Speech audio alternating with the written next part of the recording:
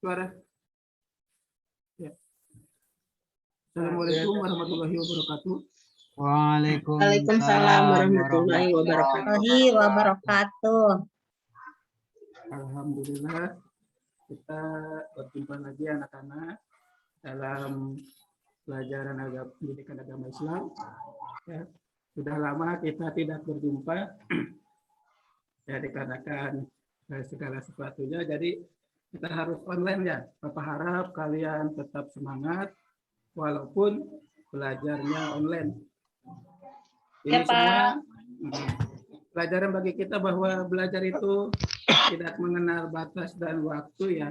Jadi kita bisa belajar dimanapun dan kapanpun kita berada. Karena Nabi saja menganjurkan kita belajarlah sampai ke negeri Cina. Bisa dibayangkan kalau waktu itu kita orang Cinanya ke sini, Pak. ya, orang Cinanya ke sini ya. Jauhan Cinanya. Ya. Pertama-tama ya kita Bapak ucapkan Assalamualaikum warahmatullahi wabarakatuh.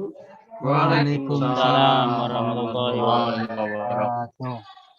Hari ini pertemuan pertama dalam pelajaran apa nih? Taharoh ya, pelajaran taharoh. Jadi Bapak harap kalian sudah siap, sudah yakin dan bisa ya. Pertama Bapak akan absen dulu terlebih dahulu. Semuanya nampaknya sudah masuk, sudah hadir. Semua mungkin Pak Karya dan Pak Hidup yang tidak masuk ya. Hidup dan Karya. Ya, Pak. Ya, karena mereka sudah tidak masuk, sudah izin. Selanjutnya Bapak minta Pak Nadipi untuk memimpin doa. Coba Nadipi. Ganti Pak Adi doa baik. Teman-teman, sebelum kita memulai kegiatan pembelajaran agama, mari kita berdoa dalam hati. Berdoa mulai. Berdoa selesai. Salam. Terima kasih ya. Oke. Bapak akan tampilkan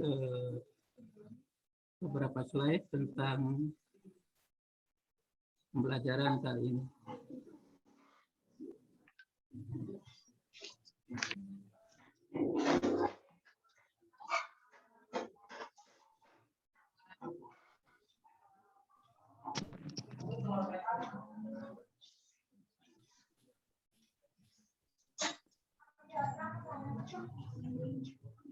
Mana, Pak? Belum tampil ya? Belum. Tampilin gimana ya?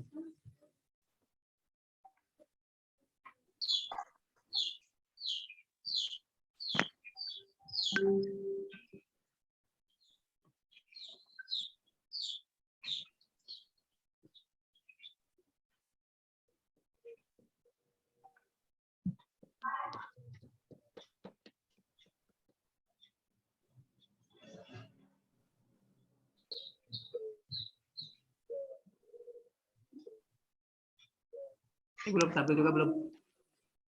Belum, Pak. Nah, sekarang udah tampil belum? Belum. Oh iya.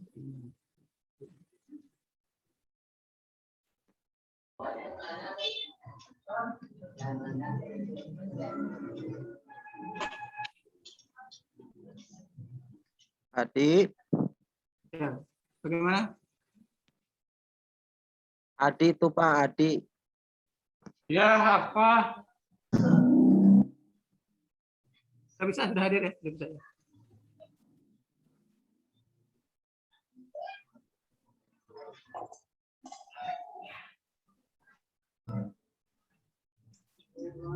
Ya udah, Pak. Sudah hadir, sudah bisa ya? Udah, ya. Ya. Ya, ini kita mulai belajarnya bahwa Bapak lupa tadi belum menuliskan tujuan pembelajaran ya. Tujuan pembelajaran kali ini adalah agar kalian setelah mempelajari bab ini dapat memahami menelaah tentang bersuci atau taharoh dan dapat menunjukkan tata cara taharoh. Ya, dari sini kita tahu kita belajar dulu dari peta konsep ya. Karena dari peta konsep ini nanti ini akan mempermudah kita tentang bagaimana tata cara taharoh ataupun kita dapat mempelajari taharoh ini dengan lebih baik, dengan lebih mudah dengan mempelajari konsepnya. Dari konsep ini kita ketahui bahwa taharoh ini terdiri atas taharoh dari najis dan hadas. Lalu najis juga terbagi 3 macam, yaitu najis ringan, sedang, besar, dan bagaimana cara menyucikannya. Lalu hadas juga terbagi jadi beberapa macam, biasanya hadas kecil dan hadas besar, dan juga ada larangan. Wudu, caranya adalah untuk wudu dan mandi junub dan tayamum.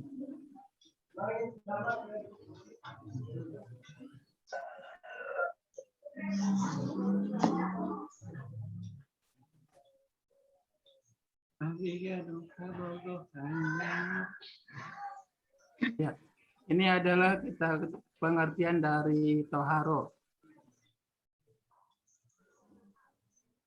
Menurut bahasa Arab artinya suci atau bersuci. Menurut istilah adalah menyucikan badan, pakaian, serta tempat dari najis dan kotoran. Kita menyucikan dari hadas. Ini terdapat dalam Quran surat Al-Maidah Al-Baqarah ayat 122. Selanjutnya hadas. Hadas adalah suatu kondisi di mana seseorang dalam keadaan tidak suci menurut ketentuan syara. Hadas dibagi menjadi 2 macam, yaitu hadas kecil dan hadas besar. Ya, hadas kecil merupakan hadas yang disebabkan oleh hal-hal berikut, diantaranya keluarnya sesuatu dari dubur dan kubur, menyentuh dubur dan kubur, dan hilangnya akal karena tidur, epilepsi, gila ataupun mabuk, atau bersentuhan antara kulit perempuan dan laki-laki yang bukan muhrim. Cara menyucikannya adalah dengan berwudu atau bertayamum apabila tidak ada air. Yang selanjutnya adalah hadas besar, adalah kondisi hukum di mana seseorang sedang dalam keadaan janabat. Janabat adalah suatu hukum yang tidak berbentuk fisik, sehingga janabat tidak identik dengan kotor. Sedangkan hadas merupakan hal-hal yang disebabkan oleh hal-hal berikut. Di antaranya berhubungan suami istri, datang bulan, keluarnya darah, nifas, melahirkan, keluar mani, dan meninggal dunia. Selanjutnya adalah cara menyucikannya adalah mandi wajib atau bertayamum apabila tidak ada air.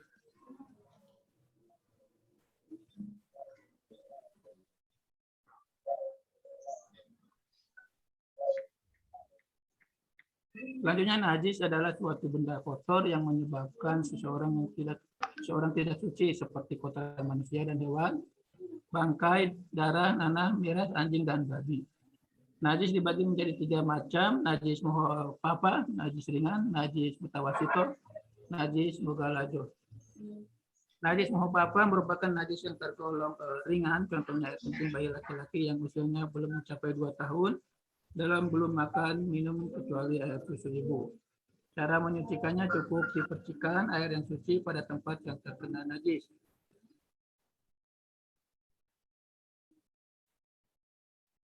Lalu ada najis mutawasit, itu adalah najis yang tergolong sedang. Kebanyakan najis yang tergolong dalam diri sini.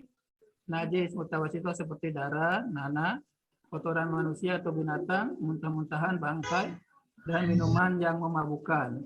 Najis ini dibagi menjadi 2, yaitu najis mutawasit ainiyah dan najis mutawasit hukmiyah.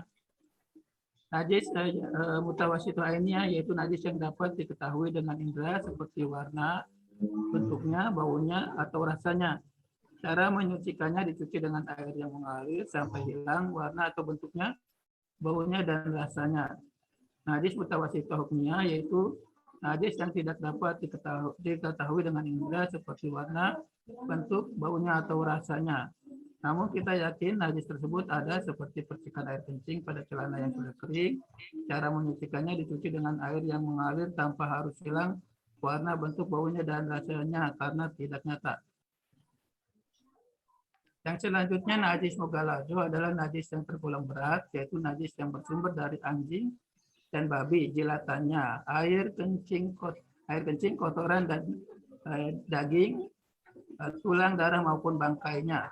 Cara menyucikannya adalah dengan cara dicuci dengan air yang suci sebanyak 7 kali, dan salah satunya harus dicampur tanah atau debu yang suci. Berikutnya adalah perbedaan dari hadas dan najis, yaitu hadas berupa atau tindakan, contohnya buang air kecil, buang angin, buang air besar, dan menyentuh kemaluan, dubur, tidur mengeluarkan darah, haid, dan nifas. Pembagiannya hadas besar dan hadas kecil, dan cara menyucikannya adalah dengan wudu, mandi wajib, dan tayamum.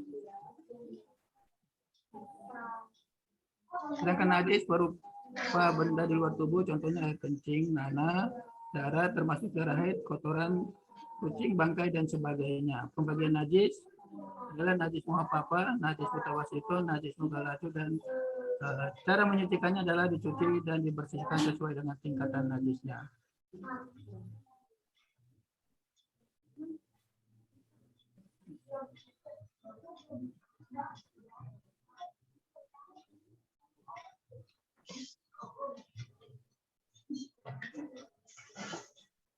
Baik, selanjutnya, halo, terdengar nggak Ibu suara saya? Kedengaran, Pak. Ya, Pak, aja. tanya Pak. Saya mau tanya, Pak. Iya, Pak. kayaknya sepi, saya Pak, khawatir. saya mau tanya, Pak. Tanya Ya, Pak. sebentar ya. Saya tanya, Oke, Pak. oke. Oke, silakan. Penjelasan sudah sampai dan Iya, Pak. silakan kalau ada yang mau bertanya. Saya Iya, Pak. Ya, Saya, ya. Pak. Saya dulu, San. Saya dulu. Saya dulu. Kamu. Ya, ya. Bingsut di bingsut. Saya kan absen A dulu. A. Gak mesti A. Gak mesti A. Sudah, yang malas ngalah aja lah. Silakan, silakan. Ya, Saya silakan. dulu Pak. Ya, Pak. Perbedaan itu Pak. apa? Najis sama hadas itu apa Pak? Ya, tadi kan sudah dikatakan ya. Ada di sini perbedaan hadis dan hadas itu ada dari perbuatan atau tindakannya. Contohnya buang air besar ya. Ini contoh dari hadas. Buang air kecil, menyentuh kemaluan, dubur ataupun tidur ya. Jadi itu adalah perbedaan hadas dan najis. Sedangkan najis sini disebutkan berupa benda yang di luar tubuh. Tadi kalau segala garis besar, hadas itu banyaknya dari perbuatan atau tindakan dari dalam diri kita, sedangkan najis itu dari luar. Seperti itu. Ya. Ya, siapa lagi yang mau Ya, Pak, tanya? mau nanya, Pak. Adi Pak, Adi tuh. Itu, Ya, Adi. Pak, kan hadas ada dua, hadas kecil dan hadas besar. Tadi kan penyebab hadas kecil yaitu bersentuhan antara laki-laki dan perempuan yang bukan mahram. Kalau suami istri, Pak, kan itu udah mahram. Mahram bukan, Pak? Batal enggak, Pak? Kalau suami istri. Iya, Bersentuhan. iya. Ini memang masih ada perbedaan pendapat ya di kalangan ulama. Memang masih ada yang mengatakan batal, tapi ada juga yang mengatakan tidak. Jadi masih ada ikhtilaf di antara ulama. Di antaranya ya ada yang mengatakan apabila tidak bersentuhannya tidak disertai dengan hawa nafsu ya tidak batal, seperti itu. Memang masih ada perbedaan pendapat. Ada yang mengatakan batal, tapi ada juga yang mengatakan tidak, seperti itu. Gitu Pak ya. Iya. Tapi kalau mahram itu Pak ada berapa? Kata Ustadz tuh ada 2 mahram. Kalau anak laki-laki sama ibunya batal nggak Pak? Iya, iya. Ya tentunya kalau antara masih ada hubungan murim ya, keluargaan itu seperti ibu dan Batal. anak ya dia tidak batal seperti itu. Ya. Seperti itu Pak ya. Iya Pak. Iya. Kamu kecuali Pak Adi dengan Bu Imas. Oh iya Betul. itu jelas. Nah, batal ya. Itu mah udah ada ser-ser dug-dug. Iya, iya. Tanya lagi Pak. Ya silakan. Udah yang lainnya Isan sendiri aja dihabisin. Yang lainnya pada diem. Imas juga senyum-senyum aja. Kayaknya nggak ngerti yang lainnya. Udah ngerti, Pak. Oh syukur kalau udah mengerti. Ya. Ya ini kita ada yang menarik ya kalau kita kan kalau cara-cara membersihkan hadas atau hadis diantaranya dengan tayamum bayat. Ya. Ini mungkin ya, kita sekarang saya ingin tanya gitu ya, bagaimana gitu kalau kita ketahui ya bahwa sekarang ini kan Adi tuh Pak, suruh baca tuh Adi. nggak usah baca. Jadi sekarang ini kan kita harus dalam keadaan COVID-19 ya, dan kadang-kadang tenaga kesehatan itu kan harus memakai APD gitu ya. Nah, kalau memakai APD itu menurut kalian itu gimana nih? Apakah mereka boleh sholat tanpa wudhu atau tayamum atau tidak? Bapak ingin tanya. Ini tenaga kesehatan kita yang harus pakai baju Isan jawab Isan. Pak Madasip nih yang lagi nyantai. Madasip. Liar. Coba bagaimana pendapatnya nih tenaga kesehatan yang pakai APD. Apakah mereka sholat itu harus wudhu dulu atau tayamum atau tidak? Bagaimana pendapat Madasip? Ya Pak, selamat Pak. Pak. Kan lihat darurat. Jadi mungkin pakai tayamum gitu. Walaupun ada air, karena APD mungkin tidak bisa bersentuhan dengan air, mungkin ada faktor. Ya, mungkin dengan disebut darurat bisa dengan tayamum. Ya, Mungkin tayamum itu. kan mereka nggak bisa kan, berkumpul tidak. Saya akan tambahkan, Bapak Guru.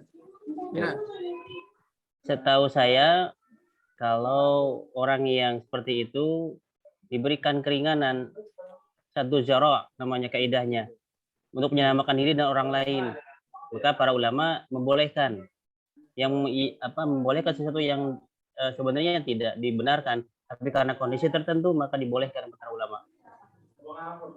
Jadi makanya orang yang petugas kesehatan yang kondisi seperti itu, maka tetap dibolehkan untuk sholat dalam mengenakan APD atau baju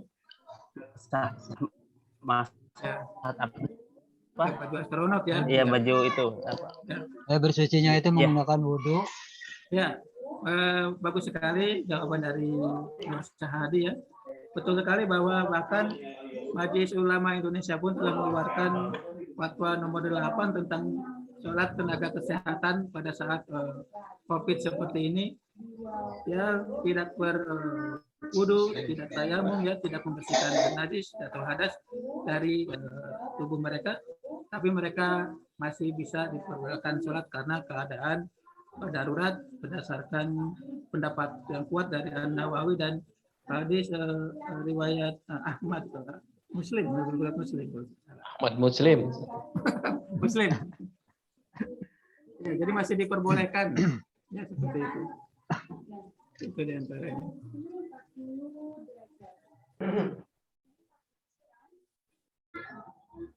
Ada yang mau tanya? Ya, silakan. Ngantuk. Mau tanya Pak, saya mau tanya Pak.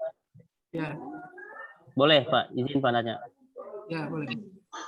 ini berkaitan dengan tata cara membersihkan najis mughalazah itu. Bingung. Ada yang bilang setelah yang ke-6 kali, kemudian yang ke-7-nya pakai tanah, atau ada yang pertama menggunakan tanah, sisanya pakai air. Yang benar yang mana? Ya, Yang pertama pakai tanah. ya. Ada yang mengatakan bahwa yang pertama itu menggunakan air yang dicampur dengan tanah ya. Yang selanjutnya dibasuh dengan air yang suci. Jadi berturut-turut jadi 7 kali. Jadi yang Pak ya, yang pertama dulu Pak ya. Ya. Pertama. Apa enggak nempel Pak? Najisnya Pak, enggak nempel Pak. Kan Kalau dicampur air, kali. bukan pakai batu atau apa bata. Jadi kan dicampur Apa enggak yang pertama ini kita dicuci dengan air yang sebanyak 7 kali. Yang pertama itu dicampur dengan tanah atau debu yang suci. Lalu selanjutnya dengan air yang suci seperti itu. Oh, berarti tanah itu bisa menetralisirnya ya Pak ya? Air ya, tanah itu bisa menetralisir. Ya, terima kasih Pak. Ya. Ini Pak, Ya. tadi sudah dibahas di sebelum Bu lihat ya, kalau nggak salah. Nah, masalah tayamum mandi besar. Waduh, ya. Karena tidak ada air, ya maka pakai tayamum. Pak Adi tadi penasaran, juga Pak Iksan, ya sama Pak Nadifi, begitu. Yang perlu diusap dengan debu itu bagian mananya. Sedangkan alat yang kotornya itu kata Pak Nadifi, apakah enggak digosok pakai debu begitu? Ya hanya itu Pak, bagian mana yang diwajibkan dalam tayamum pada hadas besar. Terima kasih. Iya. Sama saja ya, walaupun kita dalam keadaan junub lalu kita diharuskan mandi besar tapi tidak ada air, tidak ditemukan air, maka boleh bertayamum. Ya tayamumnya seperti umumnya kita yang biasa itu ya.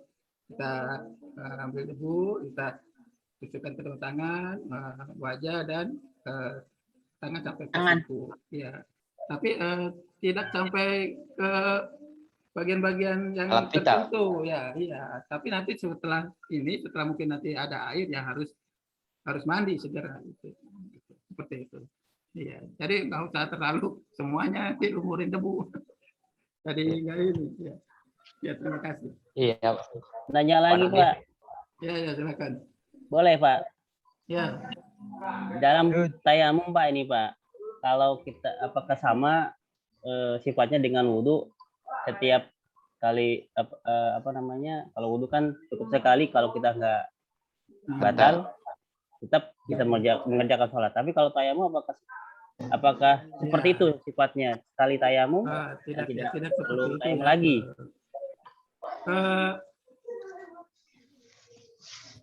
Kalau di dalam wudhu ya, apabila kita belum batal, wudhu menggunakan air kita belum batal, maka boleh dilanjutkan ke sholat yang berikutnya ya.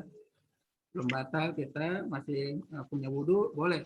Tapi kalau tayamum itu 1 kali untuk 1 sholat, misalnya sholat zuhur tayamum, terus sholat duhur tayamum, maka sholat asar ternyata belum juga menemukan air, maka dia harus tayamum kembali. Jadi tidak seperti wudhu dengan menggunakan air. Terima kasih. Terus tata caranya gimana Pak? Ya, Tayamum itu. Nah, ini ya. Coba Karena Bapak saya izin lihat menjawab. Tadi kan sudah dijelaskan ya. Tata cara tayamumnya Pak. Iya. Nah ini. Izin menjawab. Nah ini. Ya ada ya. Kita harus tahu ya dari rukun tayamum diantaranya niat, menyapu muka dengan debu, menyapu kedua tangan sampai siku dan bertertib.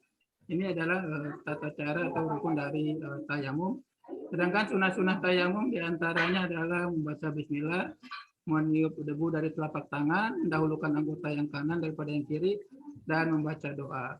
Hal-hal yang membatalkan tayamum diantaranya melihat air sebelum sholat, kecuali yang bertayamum karena sakit.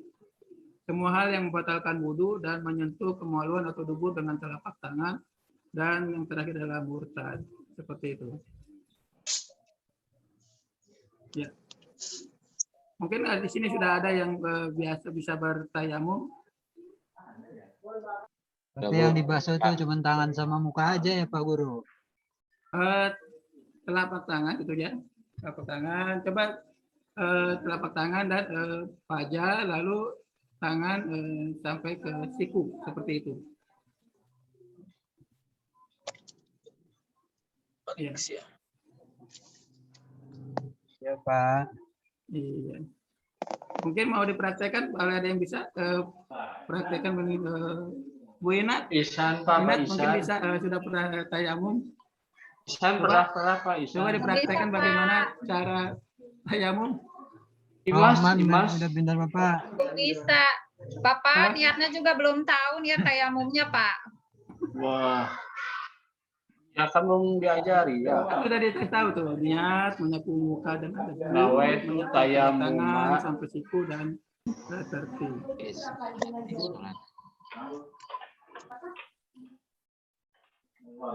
Gimana Pak bacaannya tayamumnya Pak? Ya, lihat ini. Bismillah. Itu Pak Rohman Pak mau menambahkan Pak. Ya, Niat. boleh. Boleh. Untuk niat Pak Rohman Pak. Boleh jawab, Pak Guru. Ya, silakan. Bismillahirrahmanirrahim. Terima kasih atas kesempatannya. Namanya Pertama, nyungsep Dokter balik.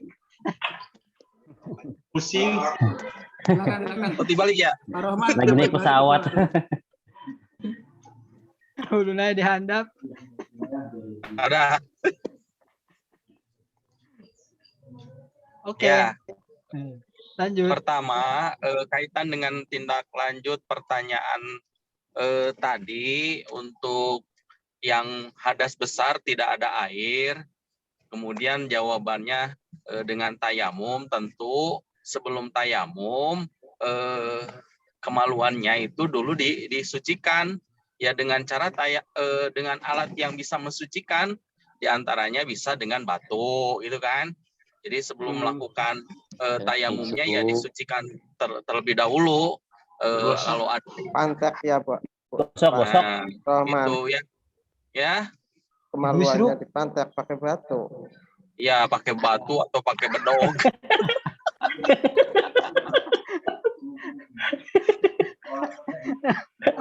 Sekalian disapatin tuh punya Isan tuh.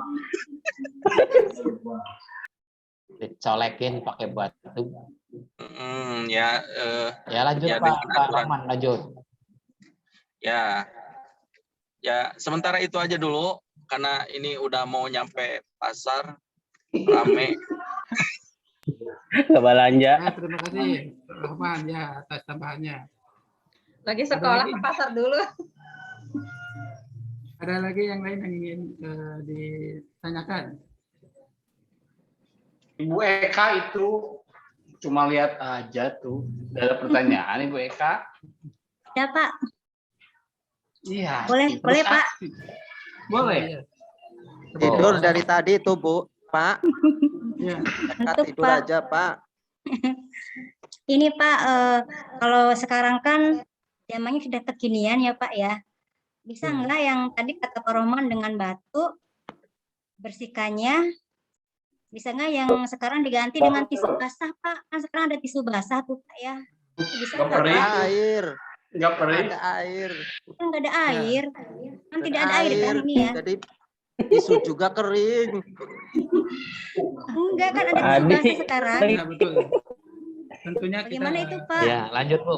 sebelum itu membersihkannya itu bisa menggunakan tisu basah karena memang dalam kondisi sekarang ini kan sulit ya kita mencari batu dan kita juga yang disediakan biasanya di toilet-toilet yang biasanya tidak ada air ya, tahunya cuma ada tisu aja mungkin.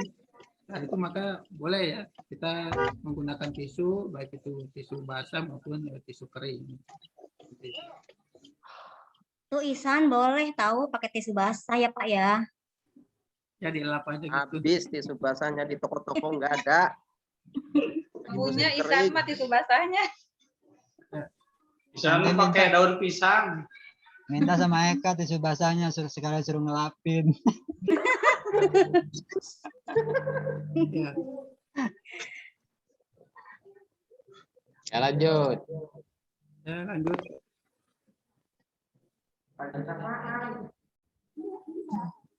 Mana Bapak gurunya? Pak Guru. Sebab diharuskan mandi wajib. Pak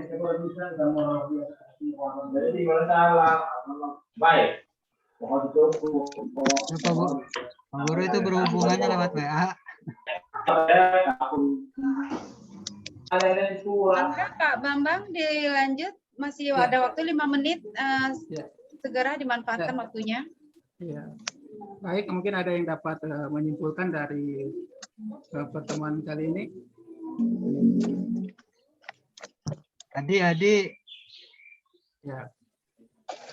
Coba siapa yang bisa? Ya Pak. Ya, Ihsan sama Ihsan. Ya Ihsan. Pak. Coba apa Kesimpulan. kesimpulan dari pelajaran kita kali ini? Toharoh berarti artinya bersuci, Ya. baik dari najis maupun dari hadas. Ya. Dilanjut sama Adi Pak. Waduh, Ya. najis adalah keadaan kotor yang Ya. tidak bisa beribadah. Sedangkan hadas keadaan tidak suci yang tidak bisa menyebabkan untuk sholat, kemudian wukuf, kemudian dan sebagainya. Silakan untuk Bu Eka dilanjut.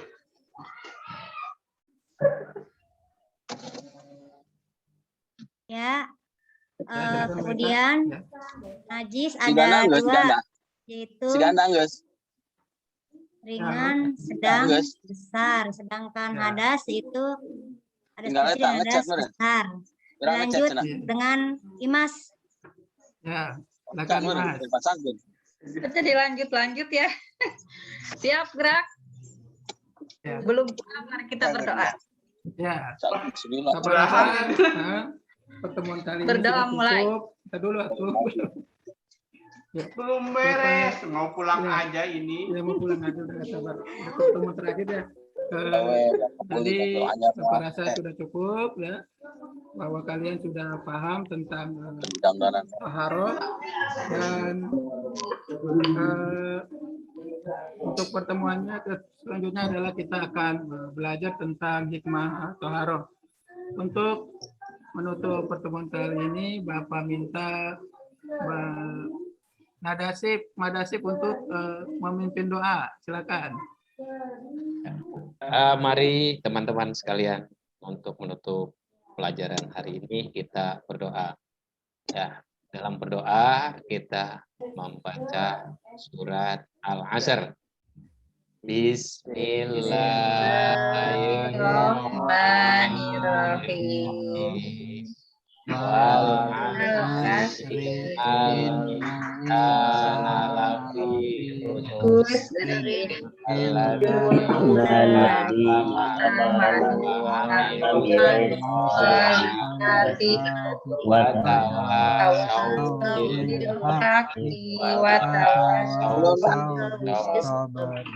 Beri salam ke Bapak Guru.